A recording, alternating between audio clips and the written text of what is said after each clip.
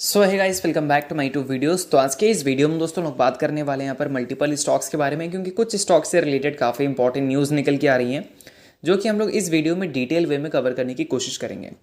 सो अगर आप चैनल पर पहली बार आ रहे हैं तो ज़रूर चैनल को सब्सक्राइब करके बेल आइकन प्रेस कर लो, क्योंकि स्टॉक मार्केट से रिलेटेड रेगुलर अपडेट आपको मिलता रहता है। तो चलिए वीडियो की शुरुआत करते हैं, और वीडियो की शुरुआत में बात करते हैं ट्राइडेंट लिमिटेड के बारे में। लास्ट डे ट्राइडेंट में इतना ज़बरदस्त आपको तेज़ी देखने को क्यों मिली, उसका रीज़न आपको काफ़ी अच्छी तरह से पता होगा ही, क्योंकि ट्राइडेंट को पेटेंट ऑफिस इंडिया के साइड से एक पेटेंट ग्रांट हुआ है और इस वजह से कंपनी में एक अच्छा खासा तेज़ी देखने को मिली है। बट पिछले एक साल की अगर बात करें तो पिछले एक साल में कंपनी में इतना बड़ा जो गिरावट देखने को मिला है, इस गिरावट का रीज़न क्या है वो भी आपको पता है, क्योंकि लगातार कंपनी के जो क्वार्टर अर्निंग्स हैं वो आपको वीक आती भी देखने को मिली थी। इस वजह से मार्केट ने काफ़ी नेगेटिव रिएक्शन दिया था ट्राइडेंट के स्टॉक को। बट एक चीज़ नोटिस करना आप कि जो भी गिरावट आपको देखने को मिला है वो अगस्त से पहले ही देखने को मिला है, क्योंकि अगस्त के बाद ये कंपनी में गिरावट नहीं आई है, एक साइडवेज मूवमेंट ही देखने को मिला है। तो उस साइडवेज मूवमेंट को देखते हुए मोतीलाल ओसवाल ने फिलहाल ट्राइडेंट को बाय करने का रिकमेंड किया है और टारगेट वगैरह 41 का दिया है। करेंट मार्केट लेवल से अगर आप देखेंगे तो 4 पॉइंट ऊपर का टारगेट हमें देखने को मिल रहा है। तो ट्राइडेंट में टारगेट अपग्रेड करने का सबसे बड़ा रीज़न क्या है, क्योंकि जो भी यहाँ पर कंपनी में गिरावट था वो गिरावट हो चुका, और जो भी कंपनी का प्रोडक्शन यहाँ पर कम होना था वो प्रोडक्शन कम हो चुका। अब यहाँ पर जो कंपनी हर मंथ जो अपना प्रोडक्शन अपडेट कर रही है वो पहले के कंपैरिजन में आपको बढ़ता हुआ दिख रहा है। तो कोई भी कंपनी अपने प्रोडक्शन को तभी बढ़ाती है जब कंपनी का सेल्स बढ़ता है, राइट। तो यहाँ पर वही कंपनी कर रही है कि कंपनी अपने प्रोडक्शन को इंक्रीज कर रही है, और ये चीज़ ब्रोकरेज फर्म भी नोटिस कर रही है। तो इस वजह से फिलहाल उन्होंने ट्राइडेंट को बाय करने का रिकमेंड किया है। बट मेरे हिसाब से अगर आपको इस कंपनी में एंट्री लेना ही है तो आप Q3 के बाद इस कंपनी में एंट्री लेना, क्योंकि मुझे लगता है कंपनी का Q3 के नंबर्स भी आपको वीक ही देखने को मिलेंगी, और Q3 के बाद जो नंबर्स होगा वो आपको नॉर्मल देखने को मिलेगा। तो Q3 के बाद अगर आप इस कंपनी में एंटर करते हो तो ज़्यादा सही रहेगा, क्योंकि अगर उसके बाद एंटर करोगे तो आपको एक अच्छा लेवल मिल सकता है। क्लियर। तो चलिए दोस्तों, अब अगली कंपनी हम लोग कवर करने की कोशिश करते हैं।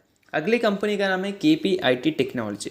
पिछले एक साल में KPIT ने काफ़ी अच्छा परफॉर्म किया है, 44% तक का रिटर्न दिया था, और पिछले 5 साल में लगभग 550% तक का रिटर्न कंपनी ने बनाकर दिया है। कंपनी से रिलेटेड कुछ इंपॉर्टेंट पॉइंट्स मैं आपको बताने की कोशिश करता हूं, जो कि एज ए शेयर होल्डर आपको पता होना ही चाहिए। तो चलिए उस इंपॉर्टेंट पॉइंट को देखते हैं। देखो, यहाँ तक कंपनी का जो शेयर प्राइस में आपको तेज़ी देखने को मिल रही थी वो कंपनी के अर्निंग्स के साथ ही देखने को मिल रहा था। बट कोई भी कंपनी का जब अर्निंग्स ग्रो कर जाता है, बट अगर कंपनी का शेयर प्राइस ग्रो नहीं कर रहा है तो उसको हम लोग अंडर वैल्यूड स्टॉक मानते हैं।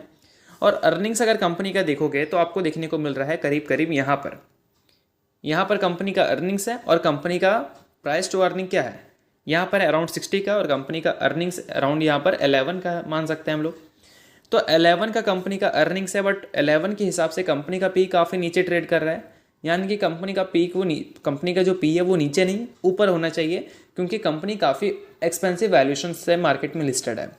तो इसको देखते हुए अगर कंपनी के फेयर वैल्यू को कैलकुलेट करना चाहें तो EPS आपको 11 लेना होगा यहाँ से, और कंपनी का पी अभी यहाँ पर है, बट EPS से जब मैच करेगा तब कंपनी का पी जो हो जाएगा वो अराउंड 80 का मान लो हो जाएगा। तो इसको अगर आप कैलकुलेट करेंगे तो कंपनी का फेयर वैल्यू जो होगा वो 850 से भी ज़्यादा निकलेगा। क्लियर, 880 के आसपास। तो वहाँ पर आप कंपनी का फेयर वैल्यू ही नहीं, कंपनी के टारगेट्स को भी कंसिडर कर सकते हैं, क्योंकि मेनली जो भी ग्रोथ वाली कंपनी होती है वह अपने अर्निंग्स के हिसाब से और भी तेज़ भागती है, क्योंकि मार्केट हमेशा उस कंपनी को प्रीमियम वैल्यूएशन देती है।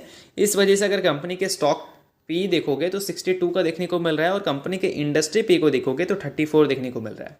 अराउंड कंपनी के इंडस्ट्री पी के कंपैरिजन में स्टॉक पी ऑलमोस्ट डबल है। तो जो भी कंपनी का स्टॉक पी डबल होता है तो उस कंपनी का डबल इसलिए क्योंकि मार्केट ऑब्जर्व कर रही है कि वो कंपनी फ्यूचर में कुछ बड़ा कर सकती है। तो बड़ा करने का सबसे बड़ा रीज़न है क्योंकि EV का फ्यूचर है, और EV से रिलेटेड ये कंपनी सर्विसेज देती है, प्लस यहाँ पर रेगुलर बेसिस पे जो कंपनी को डील्स मिल रही हैं वो फ्यूचर पॉइंट ऑफ व्यू से काफ़ी ज़्यादा पॉजिटिव है। तो इस वजह से अगर आप इस कंपनी में इन्वेस्टमेंट कर रखे हो तो आप इस कंपनी को बिल्कुल कंटिन्यू कर सकते हो। उसके अलावा अगर कंपनी के बैलेंस शीट को चेकआउट करेंगे तो बैलेंस शीट भी आपको काफ़ी स्ट्रॉन्ग देखने को मिलेगा। ऐसा नहीं कि कंपनी को सिर्फ अर्निंग से मतलब कंपनी को वैल्यूएशन से सिर्फ इंक्रीज मिल रहा है, उसके अलावा कंपनी के बैलेंस शीट को भी अगर आप देखेंगे तो रिजर्व कंटिन्यूसली अप ट्रेंड में है। अगर कंपनी के बोरोइंग्स देखोगे रिजर्व के सामने तो हमेशा से बोरोइंग्स काफ़ी कम रहा है। तो इस वजह से आप इस कंपनी को प्लस पॉइंट दे सकते हैं। प्लस उसके अलावा अगर कंपनी की इन्वेस्टमेंट की बात करें तो इन्वेस्टमेंट भी कंपनी अच्छा खासा करती हुई दिखती है। इन्वेस्टमेंट परचेज देखो यहाँ पर फिक्स एसेट्स में इन्वेस्टमेंट देखो तो उसमें भी काफ़ी एग्रेसिव आपको देखने को मिलता है।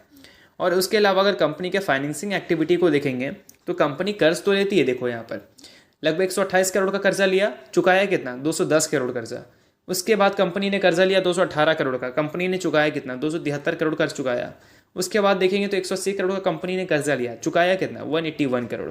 मतलब जितना कंपनी कर्ज ले रही है उसके कंपैरिजन में कंपनी ज़्यादा कर्ज चुका भी रही है। तो सभी पॉइंट ऑफ व्यू से ये कंपनी काफ़ी ज़्यादा खरी उतरती है। इस वजह से मार्केट इस कंपनी को काफ़ी प्रीमियम वैल्यूएशन देती है। अगर आप इस कंपनी के शेयर होल्डर हैं तो आप इस कंपनी से एक अच्छा वेल्थ क्रिएट कर सकते हैं, ऐसा मुझे लगता है, इफ़ अगर आप पेशेंस के साथ इस कंपनी को होल्ड कर पाओगे देन। अगली कंपनी दोस्तों कवर करते हैं। अगली कंपनी का नाम है BLS international services limited. Last day company में 1.24% तक का गिरावट आपको देखने को मिला था। कंपनी ने 1:1 बोनस डिक्लेयर किया था, जिसके बाद कंपनी में एक अच्छा खासा हमें तेज़ी देखने को मिला था।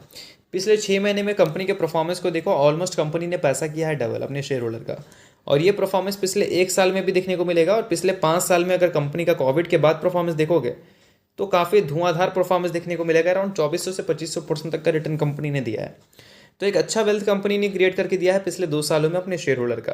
प्लस कंपनी ने 1:1 का जो बोनस डिक्लेयर किया था हाल ही में, उसका रिकॉर्ड डेट कंपनी ने 10 दिसंबर का डिक्लेयर कर दिया है। यानी कि उससे पहले कंपनी के शेयर को परचेस करोगे तो हर एक शेयर के बदले एक एक्स्ट्रा शेयर कंपनी देगी बोनस के तौर पर। तो अगर आप इस कंपनी के शेयर होल्डर हैं तो आप इस कंपनी का अगेन बोनस का बेनिफिट उठा सकते हैं। अदरवाइज शेयर होल्डर नहीं है तो रिसर्च करके इस कंपनी में जाना, क्योंकि मैं आपको बाइंग रिकमेंड नहीं कर रहा हूँ। अगली कंपनी दोस्तों देखते हैं। अगली कंपनी का नाम है लक्ष्मी ऑर्गेनिक इंडस्ट्रीज। पिछले 6 महीने में लक्ष्मी ऑर्गेनिक में अच्छा खासा धुआंधार पिटाई देखने को मिली है, 14% तक का गिरावट है। रिकवरी तो कंपनी में आता है, बट मार्केट सेंटिमेंट्स की वजह से वापस स्टॉक्स में अच्छी खासी फॉल देखने को मिलती है। बट आने वाले कुछ क्वार्टर्स में कंपनी के जो कैपेक्स हैं वो आपको काफ़ी एग्रेसिव देखने को मिलेंगी। प्लस कंपनी यहाँ पर फ्लोरोकेमिकल्स में अपने आप को एक्सपेंड कर रही है, उसका प्रोडक्शन भी आपको Q3 के बाद से स्टार्ट होता हुआ देखने को मिलेगा। तो वहाँ से कंपनी अच्छा खासा रेवेन्यू प्रॉफिट्स जनरेट कर सकती है। तो अगर आपने लक्ष्मी ऑर्गेनिक पे इन्वेस्टमेंट कर रखा है तो कंटिन्यू कर सकते हो। और फिलहाल कंपनी से रिलेटेड कुछ इंपॉर्टेंट पॉइंट्स देख लेते हैं कंपनी के अर्निंग्स से रिलेटेड। तो अगर इस कंपनी के अर्निंग्स की बात करें दोस्तों तो इस कंपनी का अर्निंग्स आपको डिक्लाइन होता हुआ दिखा है पिछले कुछ टाइम से। बट अभी भी कंपनी के अगर अर्निंग्स को देखोगे तो अर्निंग्स यहाँ पर स्टैंड कर रहा है अराउंड 8 के आसपास। और कंपनी का पी जो है वो अराउंड आपको स्टैंड करता हुआ दिख रहा है कितना, लगभग 37 के आसपास कंपनी का पी है। बट कंपनी के मीडियन पी से देखो, मीडियन पी 41 का है। तो किसी भी कंपनी का प्राइस टू अर्निंग अगर उसके मीडियन पी से कम होता है तो मेनली उस कंपनी को अंडर वैल्यूड ही माना जाता है। तो इस कंपनी को भी अपने अर्निंग से मैच करने के लिए थोड़ा तेज़ी दिखाना होगा। वो तेज़ी आएगी जब कंपनी में कोई गुड न्यूज़ आएगा। तो गुड न्यूज़ आज नहीं तो कल ये कंपनी में आएगा ही आएगा, क्योंकि कंपनी फंडामेंटली काफ़ी स्ट्रांग है। इस वजह से इस कंपनी को काफ़ी सारे ब्रोकरेज फर्म की साइड से काफ़ी ज़्यादा बुलिश रिकमेंड भी किया जाता है। कंपनी के बैलेंस शीट को ही अगर आप देखोगे तो 400 करोड़ का जो रिजर्व था वो 1300 करोड़ हो चुका है। और कंपनी का बोरिंग्स आपको लगातार डाउन ट्रेंड में दिख रही है। बट इस क्वार्टर, पिछले 2 क्वार्टर में कंपनी ने कर्ज बढ़ाया है, क्योंकि अपने आप को मतलब कंपनी को अपने आप को एक्सपेंड करना है न्यू सेगमेंट में। इस वजह से कंपनी काफ़ी एग्रेसिव कैपेक्स भी कर रही है। तो बेसिकली कंपनी का रिजर्व देखो काफ़ी स्ट्रांग है। कंपनी का डेट देखोगे रिजर्व के सामने तो काफ़ी कम दिखता है। तो सभी चीज़ों से अगर आप देखो लक्ष्मी ऑर्गेनिक को तो कंपनी आपको अच्छी ही नज़र आती है। तो अगर आपने इस कंपनी में इन्वेस्टमेंट कर रखा है तो इस कंपनी को आप कंटिन्यू कर सकते हो। और अगर आप इस कंपनी में इन्वेस्टमेंट करने का सोच रहे हैं तो यहाँ पर 60 का अगर कंपनी का प्राइस टू अर्निंग हो जाएगा और कंपनी का EPS अभी के टाइम पे 8 का है, तो 8 × 60 अगर आप कर दोगे तो 480 का यहाँ पर कंपनी का फेयर वैल्यू निकल जाएगा। कंपनी का प्राइस टू अर्निंग के हिसाब से अगर कंपनी का करंट प्राइस देखोगे तो 300 का है। तो यहाँ पर 180 पॉइंट अगर कंपनी और ऊपर जाती है तब कंपनी अपनी फेयर वैल्यू पे जा सकेगी। अदरवाइज उससे पहले ये कंपनी मिलती है तो आप इस कंपनी में एंट्री ले सकते हो। तो चलिए दोस्तों, ये वीडियो यहीं तक था। होप करता हूँ ये वीडियो आपको अच्छा लगा होगा। वीडियो अच्छा लगा लाइक कीजिए, परिवार सब्सक्राइब कीजिए। वीडियो देखने के लिए बहुत बहुत शुक्रिया।